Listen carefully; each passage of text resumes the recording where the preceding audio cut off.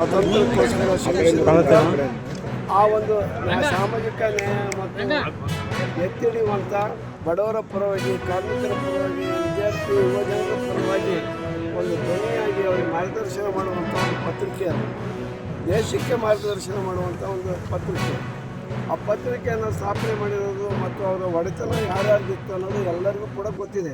ನೇರು ಮತ್ತು ಇತರೆ ನಮ್ಮ ಕಾಂಗ್ರೆಸ್ ಮುಖಂಡರ ಒಡೆತನದಲ್ಲಿತ್ತು. ಅವ್ರ ಸೇರಿನಲ್ಲಿ ಇದ್ದಂಥ ಒಂದು ಇದು ಆ ಸಂಸ್ಥೆಯ ಬಗ್ಗೆ ಸುಳ್ಳು ದಾಖಲೆಗಳನ್ನು ಸೃಷ್ಟಿ ಮಾಡ್ಕೊಂಡು ಕೋರ್ಟ್ಗೆ ಹೋಗೋದು ಮತ್ತು ಇವ್ರನ್ನ ಇಡಿ ಕರೆಸೋದು, ಇನ್ಕಮ್ ಟ್ಯಾಕ್ಸ್ನ ರೈಡ್ ಮಾಡಿಸ್ತಕ್ಕಂಥದ್ದು, ವಿಪರೀತ ಕಿರುಕುಳನ್ನು ನಮ್ಮ ಕಾಂಗ್ರೆಸ್ನ ಮುಖಂಡರುಗಳಾದಂಥ ಶ್ರೀಮತಿ ಸೋನಿಯಾ ಗಾಂಧಿ, ರಾಹುಲ್ ಗಾಂಧಿ ಮತ್ತಿತರ ಮುಖಂಡರುಗಳ ಮೇಲೆಲ್ಲ ಇವರು ಸುಳ್ಳು ಮೊಕದ್ದಮೆಗಳನ್ನು ಆಗ್ತಕ್ಕಂಥ ಶ್ರೇಣಿಯರ ರಾಜಕಾರಣವನ್ನು ಮಾಡ್ತಾಯಿದ್ದಾರೆ.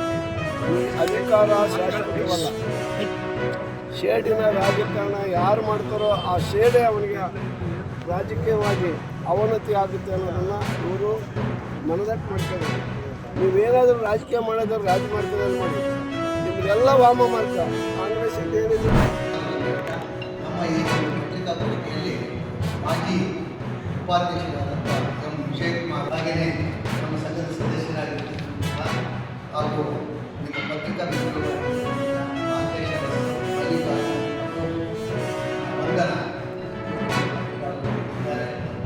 ಎಲ್ಲರ ವೈದ್ಯರಿಂದ ನಾವು ಸಹ ನಮ್ಮ ವಕೀಲ ಸಂಘದಿಂದ ಅನೇಕ ಬಾರಿ ರೆಸಲ್ಯೂಷನ್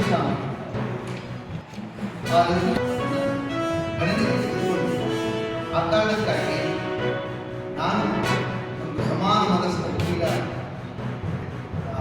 ಜನಪ್ರತಿನಿಧಿ ಮುಂದೊಮ್ಮೆ ಮುಂದಿನ ದಿನಗಳಲ್ಲಿ ಅವರು ಯಾವುದೂ ಸಹ ಈ ಇದಕ್ಕೆ ಆದಷ್ಟು ಬೇಗ ಸ್ಪಂದಿಸಲಿಲ್ಲ. ಹೋರಾಟ